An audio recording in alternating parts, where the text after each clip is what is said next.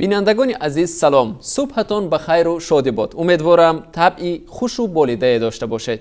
امروز جمعه 21 دکبر است. نشر نوبتی نوید بامدادی را با خبرهای تاجیکستان و جهان من عبدالله شروف به شما تقدیم میکنم.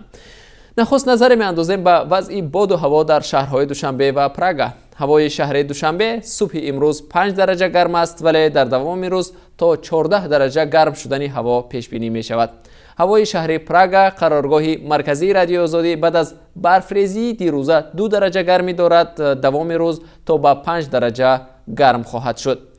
نوید بامدادی را با خبرهای تاجیکستان شروع میکنیم. مقامات ناحیه جبار رسولوی ولایت سوخت دست کم 3 تاجر ناراضی را در بازار نوی اشراف جایگیر کردند. اینها از جمله تقریبا 150 تاجر هستند که 2 سال پیش به دلیل بسته شدن بازار مرکزی ناحیه بیکار مانده و اخیراً بعد طلب گردی همایی بازداشت و بازپرسی شدند. مقامات میگویند که برای به بازار اشراف کوش دادن صاحبکاران دیگری اعتراضگر یک گروهی ویژه دست به کار شده است. مقامات از تاجران ناراضی خواستند که مردم را به بی‌ترتیبی دعوت نکنند و آرامی جامعه را به هم نزنند. کامل سلیم زاده رئیس ناحیه جبار رسولوف در صحبت با رادیو آزادی گفت تا یک هفته دیگر صاحبکاران بازار مرکزی ناحیه را به جای نو تامین میکند. او افزود بستن و تخریب بازار مرکزی بر اساس نقشه گنرالی ناحیه صورت میگیرد. بازار مرکزی ناحیه جبار رسولوف تیر ماه سال 2016 بسته شد. حکومت محلی آن وقت به مالکان دکانها پیشنهاد کرد که به بازار نوی اشراف واقع در کنار شهرک مهرآباد کوچند، ولی تاجران قبول نکردند. بازار خصوصی اشراف سال 2013 بنیاد شد. به سبب دور بودن از مرکز شهرک مهرآباد مشتریان کمتر دارد. بازار مرکزی تقریبا 70 سال پیش ساخته شده است. صاحبکاران 2 سال باز طریق دادگاه طلب دارند که قرار بسته شدن بازار مرکزی ناحیه جبار رسولوف بیکار کرده شود. هرچند در اول دادگاه اقتصادی ولایت سوخت طرف تاجران را گرفت و قرار بستن بازار مرکزی را بیرون از وکالت خدمتی رئیس ناحیه دانست، ولی روز 12 دکبر امسال برعکس از قرار رئیس ناحیه حمایت کرد. نزدیکان نعیم جان سمیف رهبر پیشینی دفتر حزبی در تاجیکستان ممنوع نهضت اسلامی در ولایت سوخت میگویند با گذشت نزدیک 3 هفته از بازداشت و استرداد او از روسیه به تاجیکستان از احوالش خبر ندارند و نمیدانند که در کدام بازداشتگاه و با چه جرم دستگیر شده است. نعیم جان سمیف روز 1 دکبر در یک گذارگاه شهر گروزنی پایتخت چچنستان بازداشت و سپس به اداره پلیسی ستاوروپول برده شد. روز 4 دکبر از فرودگاه دمادیدوی مسکو به دوشنبه استرداد گشت. نزدیکان نعیم جان سمیف ساکنی محله چکلک جماعت چارکوه اسفره روز 20 دکبر به رادیو آزادی گفتند که هفته گذشته پدر نعیم جان ابوبکر سمیف به دوشنبه رفت تا درک پسری بازداشت شده اش را از مقامات سوال کند، ولی او هم نتوانست خبری از پسرش پیدا کند. آنها میگویند که از احوال سمیف نگران هستند. مسئولان وزارت امور داخلی تاجیکستان هم در این زمینه اظهار بیخبری کردند. احمدالله سمیف پسر نعیم جان سمیف یک روز بعد انتقال دادن پدرش به دوشنبه در صحبت با رادیو آزادی گفت که درباره بچه متهم شدن او اطلاع ندارند. اما او میگوید ماه ایول امسال هنگام تهیه اسناد در قزاقستان پدرش خبر یافته است که به قلابی و به مفلسی رساندن یک کارخانه در ناحیه اسفره متهم می شود. بیننده ارجمند رو آوریم به خبر دیگر. آژانس ضد فساد 2 مقام حکومت ناحیه ورزوب را برای فروش غیرقانونی قطعه زمین گمانبر کرده است. نسبت این 2 مقام رهبر دستگاه حکومت تاج‌الدین بهبودزاده و رئیس بخش لایحه کشی ناحیه محکم اویف با گمان فروش غیرقانونی زمین پرونده جنایی باز شده خود آنها بازداشت شدند. این خبر را روز 20 دکبر در نشست شورای هماهنگسازی مقامات انتظامی که در ناحیه ورزوب برگزار شد نمایندگان آژانس ضد فساد اعلان کردند. یک کارمند حکومت ناحیه ورزوب در صحبت با رادیو آزادی گفت که در این جلسه از مسئولان آژانس ضد فساد گفتند که منطقه ورزوب یک منطقه سیاحی است و فروش غیرقانونی قطعه زمین برای ساختمان و بستانسرا ناممکن است. به گفته کارمندان آژانس ضد فساد، رئیس دستگاه حکومت ناحیه همراه با مسئول بخش زمین با استفاده از مقام خود چند ساتق زمین را فروخته مبلغ آن را به منفعت خود صرف کردند. مقامات تفتیشاتی آژانسی ضد فساد در نسبت مسئولان حکومت ناحیه ورزا با جرم قلابی پرونده باز کردند و فعلا آنها در بازداشتگاه همین ناحیه قرار دارند. این خبر را یک وکیل دفاع هم تصدیق کرد و گفت که بهبودزاده و اویف روز 18 دکبر بازداشت شدند. فعلا موقع این نفران با پرونده و هم احتمال اینکه آنها این اتهام را اعتراف میکنند یا نه معلوم نیست. بینندگان عزیز، یادآور میشویم که شما مجله نوید بامدادی را مستقیما تماشا دارید و حالا رو می‌آوریم به خبرهای خارجی تاجیکستان. پرزیدنت ایالات متحده آمریکا دونالد ترامپ خروج نظررس نیروهای مسلح آمریکا را از افغانستان مد نظر گرفته است. رسانه‌های آمریکا با تکیه به مقامداران حکومت ایالات متحده آمریکا میگویند قرار الکی قبول شده است. تلویزیون CNN می‌نویسد پرزیدنت ترامپ فرمان داده است که تخمیناً نصف افسر و سربازان آمریکایی از افغانستان خارج شوند. در حال حاضر در افغانستان تخمیناً 14,000 سرباز و افسر آمریکایی مستقر هستند. یک روز پیش از آن ترامپ غیر منتظره فرمان داده بود که تمام نیروهای آمریکایی از خاک سوریه خارج شوند. وزیر مدافع ایالات متحده آمریکا جیم ماتیس در ابتدای سال آینده به استعفا می رود.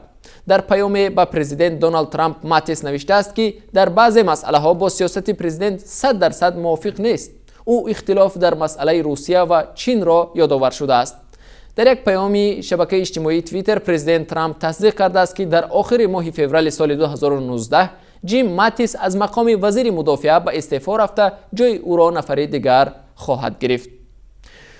عضو گروه معروف به نام بنده FSB برای 24 سال روانه زندان شد. بنده FSB ساکنان شهر تیومن روسیه را به دهشت آورده بود.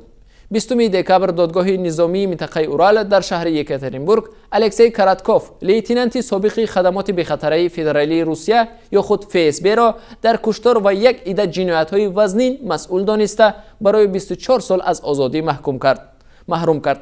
گفته می شود که کراتکوف 34 ساله هنگام تحقیقات با مفتشان همکاری کرده با آنها درباره اعضای دیگری این گروه که همچنان افسران FSB و پلیس بودند معلومات مهم فراهم کرده است. گروه جنایی از طرف صاحبکاران تیومن برای حفظ منفعت‌ها، غارت، دزدی، پولستانی و حتی کشتار استفاده می‌شد. پلیس در ماه ژانویه سال 2017 بعد یک سلسله کشتار مهاجران از آسیای مرکزی و راننده تاکسی در شهر تیومن این بنده را دستگیر نمود.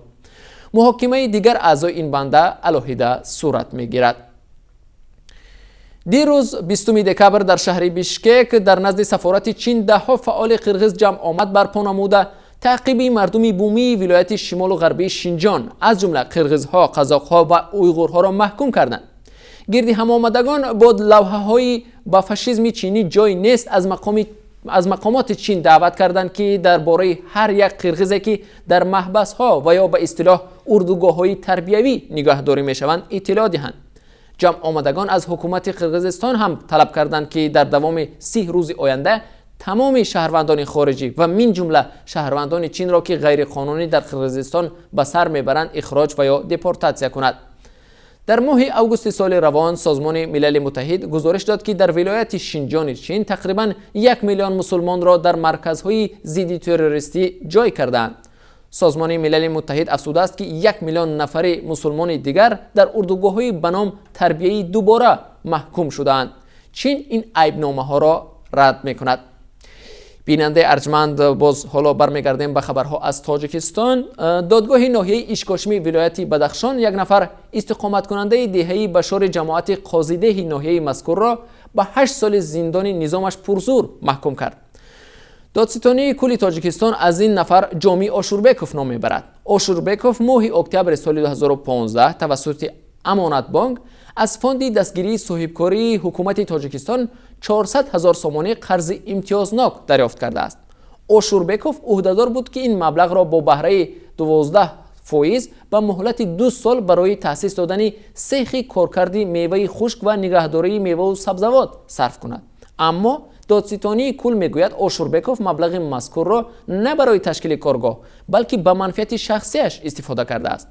به معلومات دادستانی آشوربکوف تا حال به فاند صاحبکاری 130,000 سومانی پرداخت کرده است ولی 269,000 دیگر باقی مانده است. دادستانی ناحیه اشکاشی 22 سپتامبر سال روان علیه آشوربکوف با ماده 246 کدکس جنایی غیر قانونی استفاده نمودن مبلغ‌های قرض بانکی پرونده جنایتی آغاز کرده به دادگاه ارسال کرد. دادگاه اشکاشی ماه روان آشوربکوف جامی را با مهلت 8 سال از آزادی محروم نموده قرار کرده است که محکوم شده در مؤسسه‌های اصلاحی نظامش پرزور ادای جزا کند. دادگاه ناحیه شمس‌الدین شاهین شورآباد سابق آوازدار قدمی قربان را با جرم نقض قانون تنظیم عنعنه 3000 سامانی معادل بیش از $300 آمریکایی جریمه کرد. قدمی قربان ساکن 48 ساله جماعت چگم ناحیه شمس‌الدین شاهین بیشتر با اجرای ترانه و رفتارهای عجیبش در شبکه‌های اجتماعی معروف است. بابا مراد نجم‌الدین زاده یک مسئول دادگاه روز 20 دکبر در صحبت با رادیو آزادی گفت که قدم قربان برای پول چسبانیدن به یک رقاصه گناهکار دانسته شد. وی گفت که نوار ویدیوی این صحنه در یوتیوب نشر شده است. قانون تنظیم عنعنه و جشن و مراسم ملی که سال 2007 قبول شده بود در برابر محدودیت‌های دیگر از جمله پول چسبانی در معرکه‌ها را کاملا منع می‌کند. بعد از اعلان قرار دادگاه خودی قدم قربان در صحبت با آزادی گفت به دلیل‌های تفتیشات راضی است. به گفته او ماه اکتبر امسال در معرکه توی پسرش قناعت واقعا هم بر رقاصه آوازخوان دیگری معروف ظفر ایوبی پول چسبانیده بود. همین صحنه از جانب کاربران ناشناس به اینترنت راه یافته است. قدم قربان میگوید که از تکنولوژی‌های زمانوی زیاد آگاه نیست و هر موادی که از هنرنمایی‌های او به اینترنت راه می‌یابد کاری هوادارانش است. من یک تلفن نوکیا دارم که عادی است و از این نوارهایی که در اینترنت نشر می شود خبر ندارم گفت او. قدم قربان میگوید 3000 سامانی برایش پولی کم نیست ولی دادرس چنین قرار برآورده است و چاره به جز پرداختن مبلغ ندارد. بیننده ارجمند اینجا رو میاریم به خبرها از عالم ورزش. اساسیاسیون ژورنالیستان رشته ورزشی تاجیکستان 10 ورزشکاری بهترین تاجیکستان را در سال 2018 اعلان کرد. با این 10 گانه دلشاد نظرف، شهریار دمینف، بهروز خواجه‌زاده، کامرانشاه استوپریان، شکر محمد میرمحمدов، خوشقدم خسروف و دیگران شامل شدند. ولی پرزیدنت این اساسیاسیون نرزولا لطیپوف دستاوردهای ورزشی تاجیکان را در عموم چندان قناعت بخش نمی‌شمارد. لطیپوف گفت در چمپیونات‌های جهان اید به نمودهای المپی ورزش کسی از تاجیکستان از سال 1995 این جانب یگان مدال طلا به دست نآورده است. اساسیاسیون ژورنالیستان رشته ورزشی تاجیکستان روز 20 دکبر بر اساس پرسش شارحان ورزش 10 ورزشکاری بهترین تاجیکستان در سال 2018 را معین کرده است. دسته منتخب فوتبال تاجیکستان از تیم ملی بحرین با حساب بزرگی 0-5 شکست خورد. این بازی دوستانه شب پنجشنبه 20 دکبر در ورزشگاه خلیفه سپورت سیتی ایسو تاون برگزار شد. جمال رشید 2 گل، جسیم الشیک، علی جعفر معدن و سمی الحسینی 1 گل زدند. ضمناً این بازی سوم منتخب تاجیکستان تحت رهبری متخصص 53 ساله ازبکستانی عثمان توشف به شمار می رود. فوتبال بازان تاجیک بعد انجام دادن 2 بازی دوستانه با منتخب عمان از شهر مسقط به منامه پایتخت بحرین آمدند. منتخب تاجیکستان در هر 2 بازی دوستانه از تیم ملی عمان با نتیجه های 1-2 و 0-1 شکست خورده بود. از این پیش دسته های منتخب تاجیکستان و بحرین 3 بار رقابت کردند. 2 بار سال 2004 در دایره مسابقات انتخابی قهرمانی جهان 2006 روبرو شدند. بازی سوم این دسته ها که دوستانه بود 23 مارس سال 2017 در ورزشگاه ملی منامه با حساب مساوی 1-1 به آخر رسیده بود. با گل منوچهر جلیلوف آن زمان میزبانان در آخر بازی با گل جواب دادند. سرمربی منتخب تاجیکستان آن زمان حکیم فوزایلوف بود. بیننده ارجمند شما گاهات در مورد قرب اسعار از ما میپرسید. از این رو در پایان این نشر نوید بامدادی همچنان نظر داشتیم به قرب ارز خارجی در تاجیکستان.